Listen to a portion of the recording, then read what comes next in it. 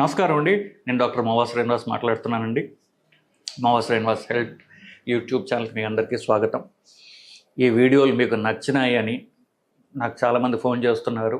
So ఇలాంటి scientific information మీకు అచ్చ తెలుగులో మీకు అర్థమయ్యే రీతిలో చెప్పడం నా ప్రయత్నం అండి. సో మీకు నా వీడియోలని ఎలా ఇంప్రూవ్ చేసుకోవాలనేటటువంటిది మీకు ఏమన్నా సదుద్దేశంతో ఏమన్నా కామెంట్ చేయదలుచుకుంటే నాకు ఫోన్ చేయండి. కామెంట్స్ ఎన్ని చదవలేను నేను, ఎందుకంటే సమయభారం వల్ల. సో మీకు ఏమన్నా నా వీడియోల్లో ఇంకెలా ఇంప్రూవ్ చేసుకోవాలని మీకు ఏమైనా ఐడియాస్ ఉన్నట్లయితే నాకు వాట్సాప్లో మెసేజ్ పెట్టండి. ఫోన్ నెంబర్ కొన్ని చోట్ల ఉంటుంది, లేదా ఫోన్ అన్నా చేయండి. నేను ఫోన్ చేయకపోతే మెసేజ్ పెట్టి నాకు సాయం చేయండి. సరే, ఇవాళ మనం మాట్లాడబోయే అంశం ఏంటంటే, షుగర్ ఉన్న వాళ్ళకి ముఖ్యంగా ఇది ఉద్దేశింపబడింది. సో షుగర్ తగ్గిపోవడానికి కారణాలు ఏమిటి, ఎలా తెలుసుకోవాలి అనే దాని గురించి మాట్లాడదాం. సో షుగర్ ఎంత ఉండాలి, నార్మల్గా షుగర్ డయాగ్నోసిస్ ఎంత ఉండాలి అనేది వేరు. షుగర్ ఉంది అని తెలిసిన తర్వాత, ట్రీట్మెంట్ మొదలుపెట్టిన తర్వాత ఎంతకు తీసుకురావాలి అనేటటువంటి అంశం వేరు. మీరు పరీక్ష చేసే షుగర్ ల్యాబ్స్లో ఎక్కడైతే ఉన్నాయో వాళ్ళు ఇష్టం వచ్చినట్టుగా వాళ్ళు పక్కన నెంబర్లు రాస్తారు. వాటికి ఒక సైంటిఫిక్ ప్రూఫ్ లేదు వాళ్ళకి. సో ఒకప్పుడు ఒకటే ఉన్నప్పుడు ఒక్కొక్క ల్యాబ్ ఒక్కొక్క షుగర్ వాల్యూ ఎలా ఉంటుందండి, అలా ఉండదు కదా. సో మనకి అమెరికన్ డయాబెటీస్ అసోసియేషన్ చెప్పింది ఏంటంటే, షుగర్ ఉందా లేదా అని చెప్పడానికి ఫాస్టింగ్ షుగర్, ఖాళీ కడుపున షుగర్ పరీక్ష చేసినట్లయితే 126 కంటే ఎక్కువ ఉన్నట్లయితే వాళ్ళకి షుగర్ వ్యాధి ఉన్నట్లే. 126 తిన్న తర్వాత 200 కంటే ఎక్కువ ఉన్నట్లయితే షుగర్ వ్యాధి ఉన్నట్టు నిర్ధారించడం జరుగుతుంది. ఇది ఉందని చెప్పడానికి. కానీ ట్రీట్మెంట్ అంటూ మొదలుపెట్టిన తర్వాత ఇంకా తక్కువ తీసుకుని రావాలి. షుగర్కి ట్రీట్మెంట్ మొదలుపెట్టిన తర్వాత, షుగర్ ఉందని నిర్ధారణ అయిన తర్వాత ఖాళీ కడుపున షుగర్ 100-110 మధ్యలో ఉంచుకోవాలి. తిన్న తర్వాత 140 దగ్గరగా ఉంచుకోవాలి. 140, 200 కాదు. డయాగ్నోస్ అయిన తర్వాత 140 తీసుకుని రావాలి. ఇది షుగర్ మామూలుగా అనుకున్నాం కదా. ర్యాండమ్గా షుగర్ చూసినప్పుడు, అంటే తినడం తినక పోవడం గురించి కాకుండా క్యాజువల్గా మనం షుగర్ చూసుకున్నప్పుడు 200 దాకా ఉండొచ్చు. ఆ షుగరు 60 కంటే తగ్గితే షుగర్ అతిగా తగ్గిపోయింది అంటారు. 60 కంటే తగ్గితే శరీరానికి హానికరము, శరీరానికి అది డ్యామేజ్ చేస్తుందని లెక్క. సో 60 కంటే ఎట్టి పరిస్థితుల్లో షుగర్ తగ్గకూడదు. ఎస్పెషల్లీ కొంచెం వయసు ఎక్కువ ఉన్న వాళ్ళల్లో, 65 వయస్సు దాటిన వాళ్ళలో షుగరు 60 దగ్గర దరిదాపులో కూడా ఉండకూడదు. 70 కంటే పైనే పెట్టుకోవాలి వాళ్ళు. ఇది నంబర్ల వరకు చూసుకుంటే. ఇప్పుడు ప్రతిసారి షుగర్ తగ్గిపోయింది నాకు ఎట్లా తెలుస్తుందండి అనొచ్చు. సో షుగర్ అతిగా తగ్గిపోతే వచ్చే రోగ లక్షణాలు ఏమిటి అనేది మనం తెలుసుకుందాం. మొదటగా ఏ అవయవం అయితే శరీరంలో గ్లూకోజ్ మాత్రమే అది తిని బతికేది ఉందొకటి, అదేమిటి? మెదడు. శరీరంలో అతి ముఖ్యమైనది మెదడు. ఆ మెదడు గ్లూకోజ్ తప్ప మీరు ఏమి పెట్టినా తినదు, గ్లూకోజ్ మాత్రమే తీసుకుంటుంది అది. అలాంటిది గుండె ఇంకోటి ఉంది, అది వేరు. మెదడుకి మాత్రం గ్లూకోజ్ తగ్గిపోతే తీవ్రమైనటువంటి డ్యామేజ్ జరుగుతుంది. సో ఆ సిమ్టమ్స్ ఫస్ట్ వస్తాయి. గ్లూకోజ్ తగ్గిపోతుంది అనుకోండి, ఎలా మొదలవుతుందంటే మెదడుకి సంబంధించి ఫస్ట్ కొంతమందికి చూపు మందగించడం, మసగగా కనిపించడం, లేకపోతే బయటకు కనిపించవు. నేను చూసేది అంటే టన్నల్ విజన్ అంటారు, అంటే ఇదే కనిపిస్తుంది, పక్కన ఏమీ నాకు కనిపించవు, అంతా మసగగా కనిపిస్తూ ఉంటాయి. ఇట్లాంటివి ఉండొచ్చు. యాజిటేషన్ లాగా కంగారుగా ఉండొచ్చు, చేతులు వణుకుతూ ఉండొచ్చు, చెమటలు పట్టచ్చు. ఇవన్నీ కూడా శరీరం గ్లూకోజ్ పెంచుకునేందుకు చేసేటటువంటి ప్రయత్నాలు అన్నమాట. సో ఈ లక్షణాలు ఇనీషియల్గా ఫస్ట్ స్టార్ట్ అవుతాయి. సో నేను చెప్పిన గుండె వరకు వస్తే గుండె వేగంగా కొట్టుకోవడం స్టార్ట్ అవుతుంటుంది. సో ఇది గుండె వరకు చూస్తే. కొంత బీపీ కూడా పెరగచ్చు. సో ఇది ఇంకా తీవ్రంగా తగ్గిపోయింది అనుకోండి షుగరు, వాళ్ళకి మెదడు పని చేయడమే మానేస్తుంది, వాళ్ళ కోమాలకు పోయేటటువంటి అవకాశం ఉంటుంది. ఫిట్స్ అంటారు చూసారా, ఉలుకులు అంటారు, ఫిట్స్ అంటారు, అంటే ఎట్టట్టు కొట్టుకోవడం. సో ఫిట్స్ కూడా రావచ్చు. అంటే ఒకవేళ షుగర్ తగ్గిపోయిందని వెంటనే కనుక చుట్టుపక్కల వాళ్ళు ఎవరు, పేషెంట్కి తెలియపోయిన చుట్టుపక్కల వాళ్ళు కూడా ఎవరు వెంటనే చూసుకోలేకపోతే ఫిట్స్ కూడా వచ్చే అవకాశం తీవ్రమైనటువంటి హైపోగ్లైసీమియాలో ఇది ఉండొచ్చు. ఇకపోతే ఇప్పుడు వీడియో చేసే కారణం ఏంటంటే, ఇవి ఎందుకు వస్తున్నాయని తెలుసుకోవాలి. సో షుగర్ తగ్గడానికి కారణాలు ఏమిటి, అతిగా తగ్గిపోవడానికి అని చెప్పి మనం వీడియో మొదలుపెట్టాం. అది ఇప్పుడు అంశం ఏంటంటే, మనం తినే తిండి బట్టి షుగర్ ఉంటుంది. షుగర్ బట్టి మీకు మందులు ఇవ్వబడతాయి. డాక్టర్ షుగర్ పరీక్ష చేసి కదా మీకు మందులు ఇచ్చేది. సో మందులు మీరు తినే తిండి బట్టి ఉంటుంది, ఆ తిండి మార్చేయకూడదు.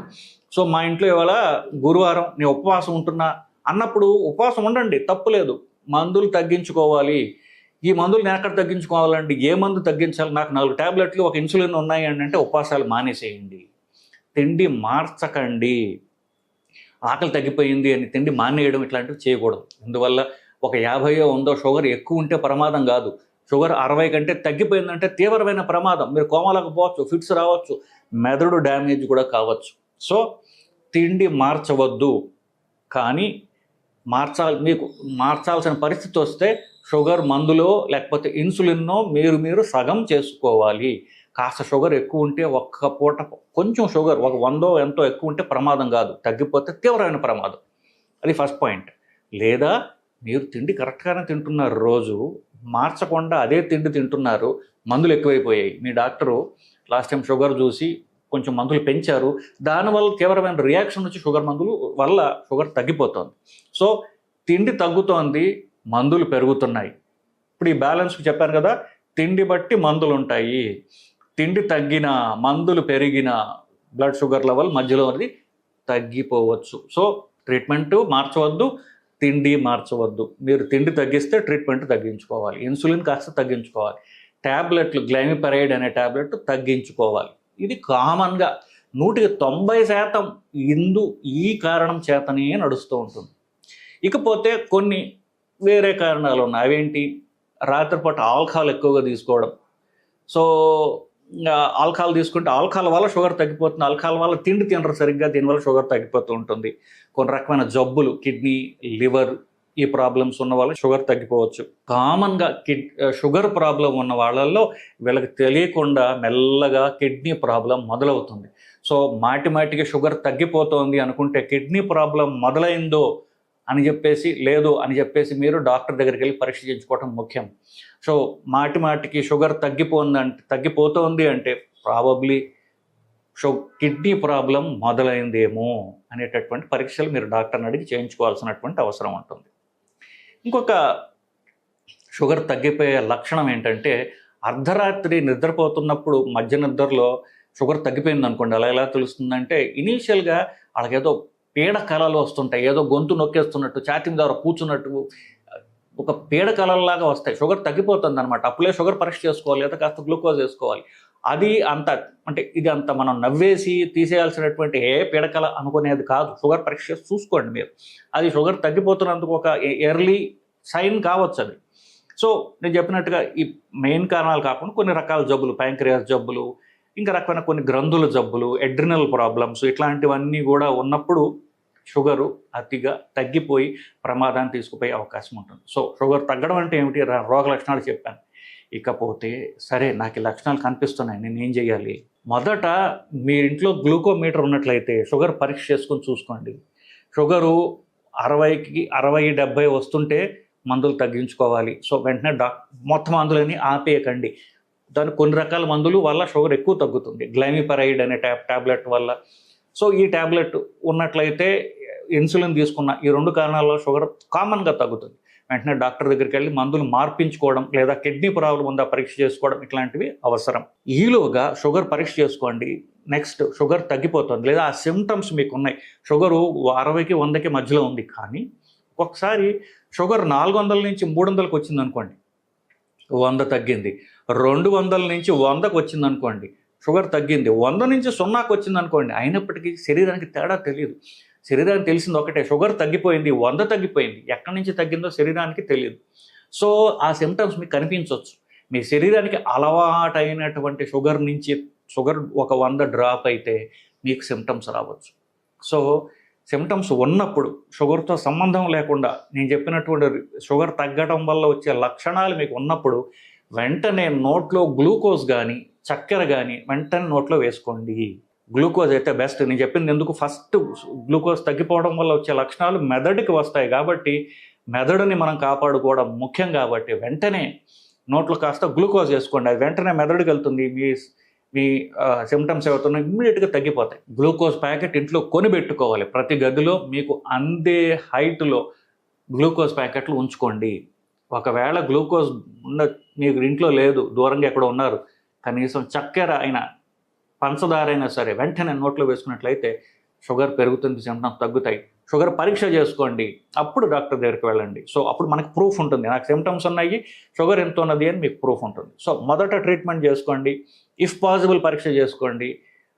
సో అప్పుడు మీరు డాక్టర్ దగ్గరికి వెళ్ళినట్లయితే మిగతా జరుగుతాయి. ఎందుకు తగ్గిపోతుంది? నేను చెప్పినట్టుగా షుగర్ పెరగడం కంటే తగ్గడం తీవ్ర ప్రమాదం, కాబట్టి అది వెంటనే డాక్టర్ దగ్గరికి వెళ్ళి చూపించుకోవడం అనేది నెక్స్ట్ థర్డ్ స్టెప్. ఈ 3 చేయాలి: పరీక్ష చేయాలి, షుగర్ తినాలి, డాక్టర్ దగ్గరికి వెళ్ళాలి, పరీక్షలు చేయించుకోవాలి. షుగర్ మాటికి తగ్గిపోతే 75 వయసు దాటిన వాళ్ళకి మాటికి షుగర్ తగ్గిపోతుంటే వాళ్ళకి బ్రెయిన్ డ్యామేజ్ అవుతుంది.